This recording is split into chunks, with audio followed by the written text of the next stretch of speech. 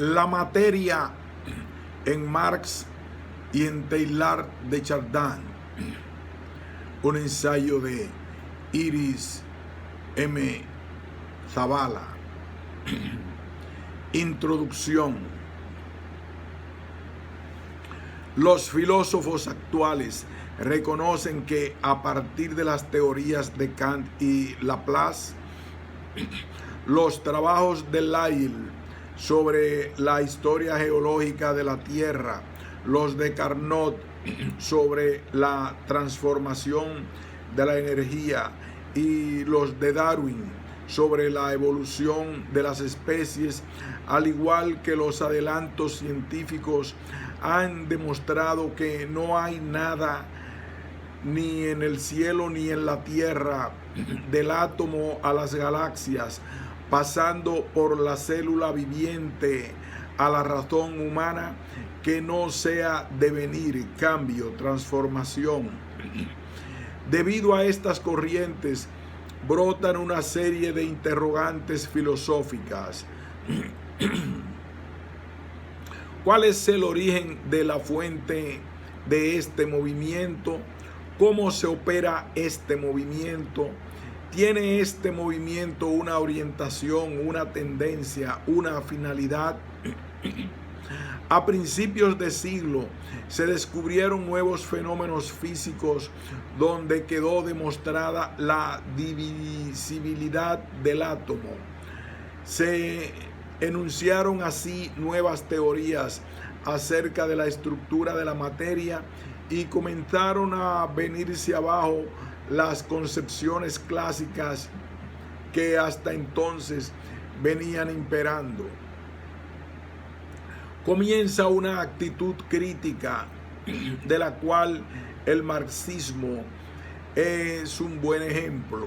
Esta actitud crítica tiene en gran medida como punto de partida a Descartes, quien pone en duda el dogmatismo de la escolástica, la trascendencia considerada como un hecho, la verdad como algo dado y el tomar los valores como fruto de revelación. Luego de rechazarlo todo, Descartes afirma la autonomía del individuo y de su juicio. Así descubre la primera verdad: lo dado, lo hecho, necesita justificación, fundamento. El mundo era antes un orden dado, objetivo, inmutable, inclusive el movimiento universal en el cual la esencia del universo era marco en cierto modo exterior al hombre, o en todo caso exterior a la personalidad de éste. El orden era la ley del ser, el principio de la acción, hasta el cogito de Descartes o el escepticismo de Hume. El orden pareció dejar sitio a las posiciones infinitas del desarrollo del sujeto. El sujeto ejercía sus derechos desarrollando razonamientos mecanicistas y causalistas que aplicaba a la historia. Al anunciarse como filósofo, Marx no hará otra cosa que continuar los esfuerzos de Hegel respecto a las pretensiones del idealismo y del romanticismo. Continuará instando a sus contemporáneos a exteriorizarse, a salir del reino de la ilusión metafísica. Por metafísica, el marxista entenderá siempre la tendencia a convertir en absolutos algunos aspectos de los fenómenos, lo opuesto a la dialéctica. Todos los pensadores que se entregan a la tarea crítica en el período post-hegeliano cargan su esfuerzo principal en la reducción de las alienaciones del hombre. Bruno Bauer, D. F. Strauss y Feuerbach denunciaban cada uno a su manera ciertas alienaciones que se refieren a diversas formas de la conciencia religiosa o incluso a la conciencia religiosa en general. Con estos autores jóvenes hegelianos nos acercamos a la crítica que encontramos en Marx. Strauss tiene preocupaciones religiosas y se dedica a negar la identidad propuesta por Hegel entre la religión y la filosofía. Pretende arruinar la religión en integrar lo divino y lo humano. La religión no es más que un mito de conciencia. Con su vida de Jesús se esforzó en reducir el cristianismo a un mito creado por los cristianos. B. Bauer proclama el relativismo de la religión respecto a las condiciones históricas. En definitiva, cada una de las religiones aparece como un momento de la conciencia. Con Das Entdeckende Christentum y crítica de los sinópticos, se ve el cristianismo como un sincretismo motivado por condiciones históricas dadas. El cristianismo es para él un producto teológico artificial, resultante de la decadencia de la libertad política en el mundo romano.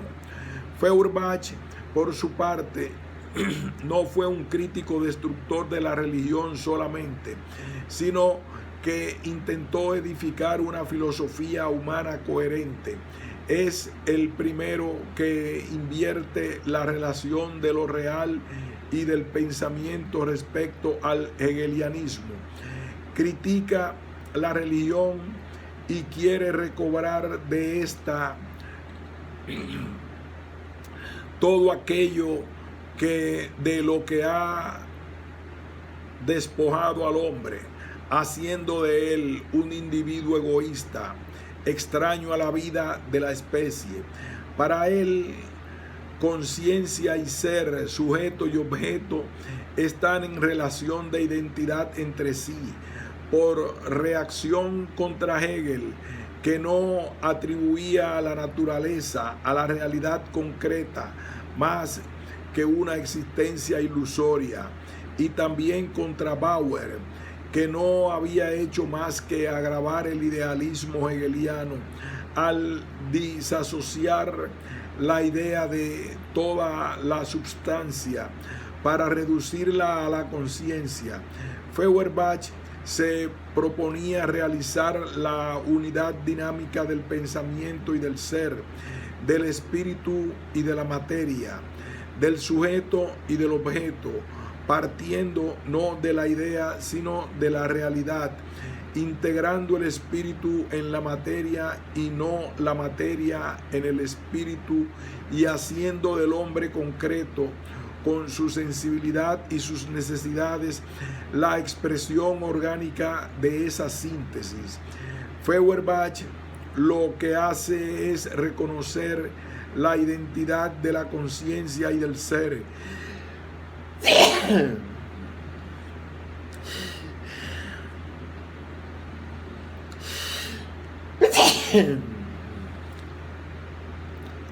Feuerbach lo que hace es reconocer la identidad de la conciencia y del ser, del hombre concreto. De Feuerbach, Marx conservará el retorno a lo real. Sin embargo, después de haberse mostrado discípulo de Feuerbach, Marx pasa a ser su crítico. De 1844 al 45. De las tesis sobre Feuerbach,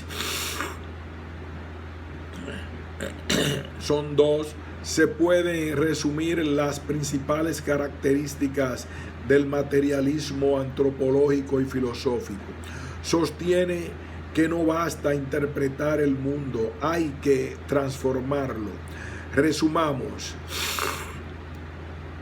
Tesis primera. El defecto principal de todo materialismo es que no considera como verdaderamente humano más que el comportamiento teórico y no concibe la praxis. Por consiguiente, no capta el significado de la actividad revolucionaria, práctico-crítica. Tesis segunda. El hombre debe demostrar la verdad en la práctica. El problema crítico de la verdad objetiva del pensamiento humano no es problema especulativo, sino de la praxis. Tesis tercera. El determinismo no se concibe de manera casual. Descansa en el pasado. Este determinismo tiene pretensiones totalitarias y suprime el papel que juega la actividad creadora del hombre. Suprime el papel de la actividad revolucionaria. Es una especie de fatalismo. Tesis 4. Feuerbach parte de la autoalienación religiosa. Su empeño consiste en disolver el mundo religioso, volviéndolo a sus fundamentos temporales. El mundo religioso aparece como superestructura religiosa. El mundo del hombre es un mundo traspuesto e invertido. La religión sigue siendo considerada en sí, independientemente de las condiciones sociales, como algo que nace espontáneamente. Tesis quinta. Feuerbach apela a la intuición, pero no concibe la realidad sensorial en cuanto a actividad de los sentidos humanos. Todo es teoría y actitud puramente intelectual. Tesis sexta. El hombre no está concebido correlativamente más que como esencia humana abstracta. El racionalismo materialista lo ha reducido todo a la materia, a lo real. Esto no puede ser considerado sino como una esencia, algo indiferenciado e indiferente al tiempo y al espacio, mientras que no haya visto el dinamismo espiritual que reside en el fondo mismo de la realidad natural. Tesis séptima. Feuerbach no ve, por consiguiente, que el sentimiento religioso es en sí un producto de la sociedad y que el individuo abstracto que analiza pertenece a una forma determinada de la sociedad. Tesis 8. Toda vida social es esencialmente práctica. Tesis novena. El materialismo antiguo corresponde al individualismo de la sociedad burguesa, de la sociedad liberal, en la cual está ausente todo verdadero lazo social no abstracto, la sociedad humana o la humanidad social. Tesis décima. El punto de vista del materialismo es la sociedad burguesa y el punto de vista del nuevo, la sociedad humana o la humanidad asociada. Tesis decimoprimera. Lo que importa es transformar el mundo. A esto opone Marx las características del materialismo nuevo, que pasará a ser dialéctico o histórico. El problema de la verdad y del conocimiento deja de ser problema teórico y pasa a ser problema práctico. Toda verdad es objeto de comprobación por la praxis humana. El mundo religioso no es solo mundo de sustitución, sino que quedó reducido a una forma social de la existencia. El hombre viene a ser el resultado de los lazos sociales y es fruto de la mediación concreta efectuada por el trabajo social. Como segunda definición del hombre, el hombre es una actividad objetiva y objetivamente el hombre se hace objeto y esa es toda la realidad. El hombre es equivalente a praxis. La vida social no es más que la praxis humana. El hombre no es ya individuo de la sociedad burguesa o del sistema de las necesidades. Es un ser social, del mismo modo que es un ser que se objetiva. La filosofía no se basta ya a sí misma y no es válida en cuanto modo de existencia. La filosofía puede impregnarse de actividad y tiene que orientar la transformación del mundo, que es la praxis. Antes de Marx es Max Stirner quien habría de emprender la refutación de las tesis de Feuerbach para defender el egoísmo que éste quería hacer retroceder ante el amor de la humanidad. En 1844 aparece El Único, donde ataca todas las bases religiosas de la vida humana. Una vez que las ha puesto al desnudo, contempla apaciblemente las ruinas amontonadas. No queda más que el individuo autónomo, sin más regla que su egoísmo soberano. Frente a las doctrinas del espiritualismo, Stirner reivindica para el yo corporal y único todo aquello que había sido patrimonio de Dios y del hombre. Stirner es padre del nihilismo. El hombre no vale más que lo que es. Primero, es fundamentalmente filosofía crítica. Segundo, la conciencia no es un hecho ni un don, sino un acto real y eficaz, porque está profundamente enraizada en el mundo, entrelazada a toda su historia.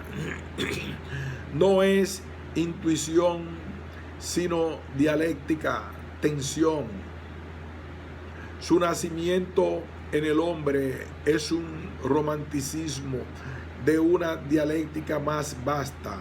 La conciencia del hombre real es la evolución dialéctica de un mundo que toma conciencia de sí mismo e introduce un nuevo reino de la naturaleza, una ruptura que no excluye la continuidad. El marxismo reconoce la acumulación de cambios cuantitativos. El marxismo rechaza solamente la tesis de los fenomenólogos, según la cual la subjetividad constitutiva porta para las significaciones, o la tesis finalista, según la cual una significación última llama, atrae al mundo. Para el marxista, el trabajo milenario de los hombres es lo que da sentido a la historia. Resumamos ahora el marxismo como filosofía crítica. Lo que le reprocha Marx a Feuerbach no es, pues, su materialismo, sino su ausencia de espíritu histórico. Le reprocha que hable sobre la naturaleza en forma abstracta, sin ver la diferencia entre la naturaleza que precede la historia de los hombres y aquella que el hombre configura. De todo esto se serviría el existencialismo, que significa la toma de conciencia de una situación histórica y social de crisis y revolución, a la vez que la toma de conciencia de una situación científica y técnica de crisis y revolución en el conocimiento. Los temas centrales de este movimiento nacen de la crisis profunda de un mundo vacío completamente en su desarrollo, de un mundo absurdo, pero es también la rebelión contra este absurdo, afirmando el poder invencible del hombre para salir del caos, de dotarlo de sentido y de superarlo. Esta crisis es universal.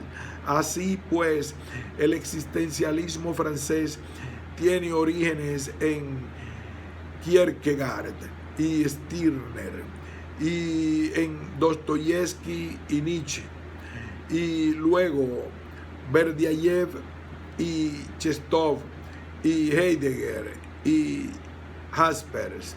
Sartre es quien principalmente perfila el punto de partida. Lorsk, vers 1880, des profesor francés ensayeren de continuer une morale is deron a più près ceci.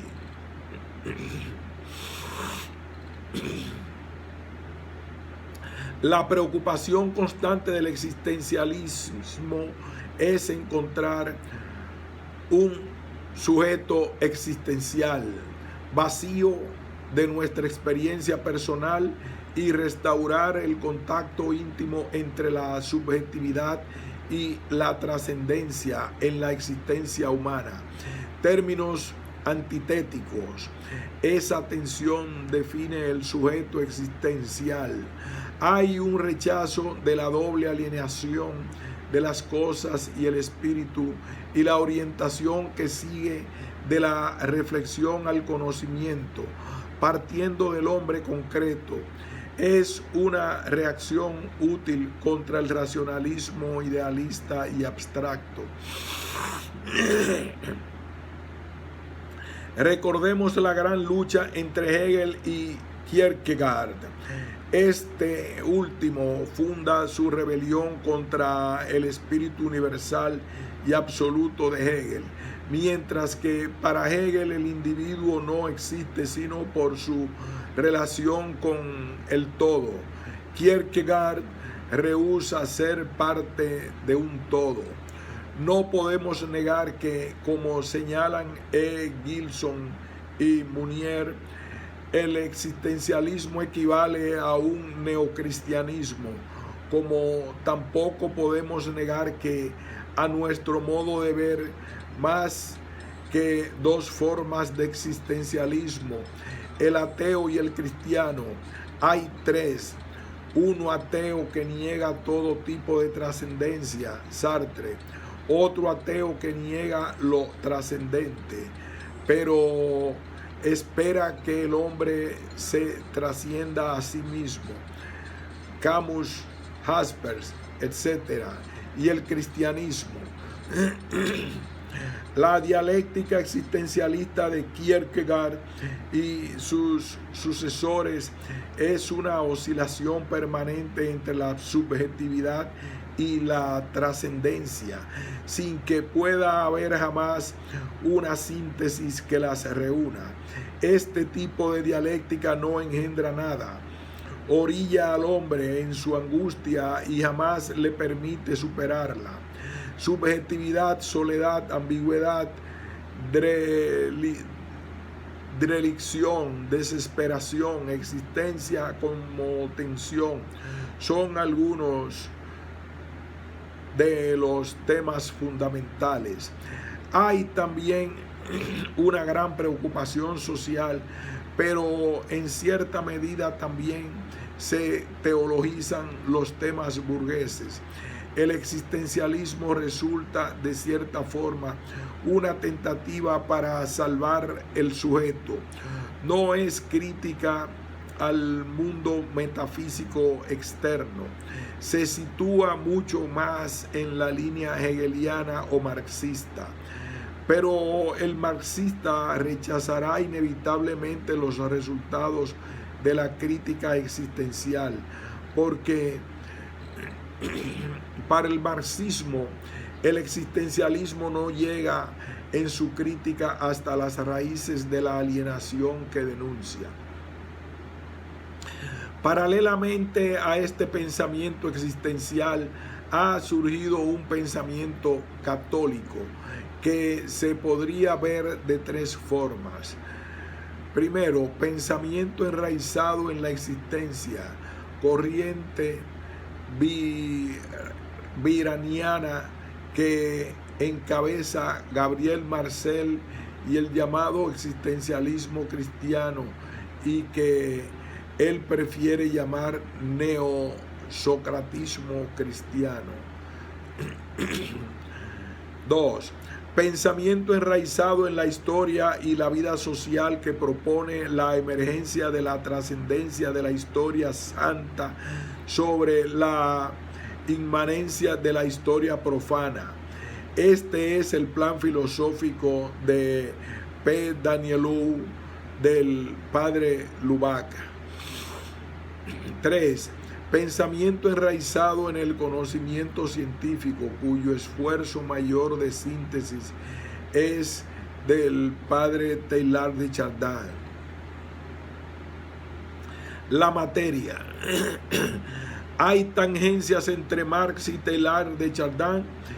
Encontrarlas, si es que las hay, es el propósito de este trabajo. Comenzaremos por definir la materia en Marx. Habíamos señalado que el concepto de movimiento había creado una serie de interrogantes filosóficas. Tanto la dialéctica marxista como la dialéctica de Teilhard se esfuerzan por responder esas interrogantes sobre el origen, forma y dirección del movimiento. ¿De dónde procede? ¿Dónde surgió? ¿Hacia dónde se dirige? La dialéctica marxista, por su parte, no prescribe ningún límite ni orientación a priori. Marx rechaza de plano el carácter absoluto de la filosofía hegeliana y significa en gran medida la toma de conciencia progresiva de las leyes de la naturaleza que el hombre hace y rehace paso a paso por medio del trabajo de la técnica y de su industria. El hombre humaniza la naturaleza y la evolución toma conciencia de ella misma, ya que el hombre no es un fragmento de la naturaleza, sino ser activo. Es él quien la conoce y la transforma en la medida en que se conoce y se transforma a sí mismo. El hombre no contesta el interrogante ¿cómo es la materia?, sino ¿qué es la materia? La materia para Marx es todo lo que tiene existencia objetiva, independiente de la conciencia, y se refleja en las sensaciones humanas. Es pues aquello que no tiene necesidad del hombre para existir. Esta materia se revela al hombre por medio de las sensaciones. Es una experiencia. Materia es pues todo lo que puede ser experimentado. Es todo aquello sobre lo cual el hombre tiene una acción práctica. Pero no hay materia sin movimiento, sin cambio. El marxismo busca la base del movimiento de la naturaleza en la naturaleza misma. Considera que ni la naturaleza ni la sociedad conocen un estado de inmovilidad absoluta, del reposo en el que nada cambia. El mundo se encuentra en un perpetuo movimiento y cambio. De ahí que el movimiento es la forma de ser de la materia. Como dice Engels, entre esos cambios corresponde un papel excepcional a los procesos que significan el desarrollo de la materia, el paso de unos estados a otros superiores con nuevas propiedades y características. A la diversidad de la materia corresponde la diversidad de formas de su movimiento, y a las diversas formas de movimiento, diversos grados de desarrollo y complicación de la materia. Las formas inferiores y simples entran y participan en las formas superiores y más complejas. La evolución, según la concibe Marx, no puede ser una fuerza que explique solamente una ilusión antropomórfica o geocéntrica. Al nivel del movimiento mecánico, una primera indicación la señala el hecho de que hay una unión íntima entre el movimiento y la acción recíproca. El reposo es una ilusión, una abstracción. El movimiento explica la relación que tiene por origen una contradicción. El materialismo dialéctico dice que el origen del movimiento y la contradicción que existe en el centro mismo de las cosas se define por la ley de unidad y de oposición y de contrarios. El marxismo ve en el movimiento, al igual que en las ciencias experimentales, una acumulación de cambios cuantitativos que remata en un cambio cualitativo. Este fenómeno se manifiesta en todas las etapas del desarrollo. Si se explica el cambio por medio de simples acumulaciones cuantitativas, se describirán únicamente formaciones de agregados, pero no cambios reales, a la manera de Demócrito, que imaginaba la composición o descomposición de las cosas por aglomeración o desintegración de átomos fijos. Esta concepción contradice la experiencia, la aparición constante de lo nuevo. El nacimiento de la vida ofrece un buen ejemplo. El movimiento se opera en la concepción marxista no de forma continua, pero por simple adición, sino por lazos, por medio de cambios cualitativos creados por una lenta y progresiva acumulación. Tanto en la naturaleza como en la historia humana y en el pensamiento, la evolución prepara la revolución para el pensamiento marxista. Las transformaciones cualitativas precedidas por acumulación de cambios cuantitativos nos señala las síntesis sucesivas, espontáneas. El cambio es esencialmente un ir de lo simple a lo complejo. La capacidad de pensar propia del hombre es producto de un prolongado desarrollo del mundo orgánico. La base material de la vida son los cuerpos albuminoides, que representan un complejo producto de desarrollo de la materia. En los organismos unicelulares emiten ya elementos más sensibles que otros para captar las excitaciones o estímulos del medio. Cuando aparecen los pluricelulares, se produce una especialización de sus células y aparecen grupos específicos que se encargan de captar las excitaciones exteriores y de transformar la energía de excitación en procesos de estímulo. Esas células, a medida que el organismo de los animales se va haciendo más complejo, dan origen al sistema nervioso y a su sección central, que es el cerebro. La corteza cerebral alcanza su desarrollo máximo en el hombre. La conciencia es propiedad de la materia altamente organizada. La capacidad de pensar del hombre es producto del desarrollo de la materia viva. Esta posibilidad inmanente de un mundo que se hace a sí mismo libremente suprime para Marx el principio creador trascendente. Ve la naturaleza como causa de sí misma. No necesita de ningún creador colocado fuera de ella, y ella misma posee las propiedades de infinitud y eternidad de la teología que la teología atribuye a Dios. El pensamiento marxista, en el pensamiento marxista, el mundo elimina la posibilidad de un creador reconocido de antemano como causa y creador.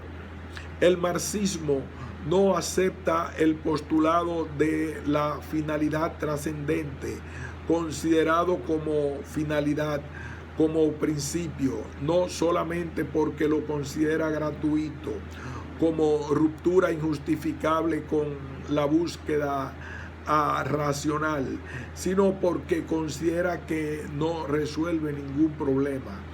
Aduce que esta finalidad trascendente significa darle nombre a la ignorancia del hombre. El hecho de que la finalidad pueda explicar el movimiento significaría que el hombre se puede situar al fin del tiempo y dar por sentado que los problemas están resueltos. La historia sería así algo acabado, y cada escalón de la evolución sería un momento de preparación hacia el resultado final. Esta actitud de finalismo corresponde en cierta medida a la de Hegel, para quien el mundo y la historia constituyen un sistema perfecto que forma conciencia de sí mismo. Contra esto arremete Marx. Para Marx, la sola afirmación de la trascendencia divina implica rehusar a la dialéctica. Esta finalidad no puede, en el pensamiento marxista, explicar el desarrollo inmanente. En este mismo sentido, el marxismo rechaza de plano toda filosofía existencialista. Para el marxismo, la evolución se desarrolló según una línea ascendente que pasó de lo simple a lo complejo por vías de la negación. Esto obliga a buscar una dirección que evite lo que considera holgazanería del finalismo. A partir del momento en que aparece el ser viviente, que según expresión de Engels, mediante el cual la naturaleza toma conciencia de ella misma, el hombre, el movimiento dialéctico toma nuevas formas. El hombre, por su conocimiento de las leyes del desarrollo, crea una forma de necesidad que le da fuerza a su libertad y se convierte así en creador consciente de su porvenir. De ahí las revoluciones necesarias mediante las cuales el hombre supera las contradicciones sociales y las alienaciones que se engendran. Se convierte en creador a la manera del compositor o del poeta. La dialéctica marxista y el materialismo filosófico mantienen vínculos indisolubles y se penetran mutuamente como dos caras de un todo único. El materialismo se refiere, como hemos visto, a la relación entre materia y conciencia, a la comprensión de la materia, a la doctrina de la unidad material del mundo, al análisis de las formas de existencia de la materia, etc. Y cuando se habla de dialéctica materialista, se refiere a la concatenación universal y a las leyes del movimiento y desarrollo del mundo objetivo y de la manera como estas leyes se reflejan en la conciencia del hombre. Esta dialéctica se observa primero en la naturaleza, el paso de la cosa como resultado de la acumulación de cambios cuantitativos de un estado cualitativo a otro nuevo, es un salto en el desarrollo. La aparición del hombre, por ejemplo, fue un salto. Los saltos son rápidos en comparación con los periodos que le preceden de acumulación gradual de modificaciones cuantitativas. Esto también se da en el desarrollo de la sociedad. Esto obedece a la bifurcación en contrarios, las contradicciones o choques de tendencias o aspectos contrarios. Este concepto de contradicción adquiere valor si se observa el desarrollo. Cuanto más alto es el proceso y más facetas ofrece. Así pues, el nacimiento constante de formas nuevas y la constante sustitución de las formas caducas por otras nuevas es una manifestación del eterno movimiento y del desarrollo de la materia. En ninguna esfera puede producirse un desarrollo que no niegue sus formas anteriores de existencia, dijo Marx. La negación de la calidad vieja por la nueva en el proceso del desarrollo es el resultado natural a que lleva en su acción la ley de la unidad y la lucha de los contrarios. En la negación de lo viejo y la aparición de lo nuevo, este fenómeno nuevo recién aparecido contiene en sí nuevas contradicciones, pero esta negación no supone solo la destrucción de lo viejo, sino también la conservación de los elementos viables de los anteriores grados de desarrollo, un cierto nexo entre lo viejo y lo nuevo que viene a reemplazarlo. El desarrollo representa un movimiento de avance que va de lo inferior a lo superior, de lo simple a lo complejo. Es un progreso, es un desarrollo en espiral que parece repetir frases. Es un desarrollo en espiral que parece repetir fases.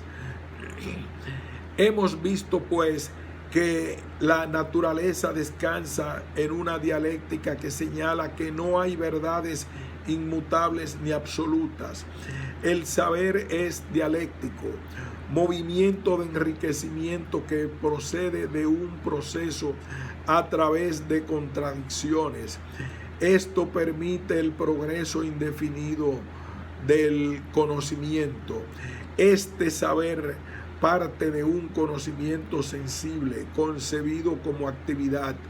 El punto de partida marxista y la base de la experiencia total son una relación dialéctica entre el hombre y la naturaleza. Esta relación en el acto del conocimiento inicial, en la conciencia sensible, coincide en su emergencia con el acto de génesis del hombre. La naturaleza produce la naturaleza en cuanto el hombre reproduce la naturaleza y la hace suya. El hombre es un ser de la naturaleza, en cuanto la naturaleza es un proceso de humanización de sí misma. No hay posibilidad de dialéctica de la naturaleza independiente de toda experiencia del hombre. La naturaleza sin el hombre no tiene sentido ni movimiento, es caos. Marx le reprocha a Feuerbach el hablar constantemente de la naturaleza como si ésta no estuviese en constante transformación, pero no es solo movimiento mecánico y natural, sino también un instinto, una tendencia.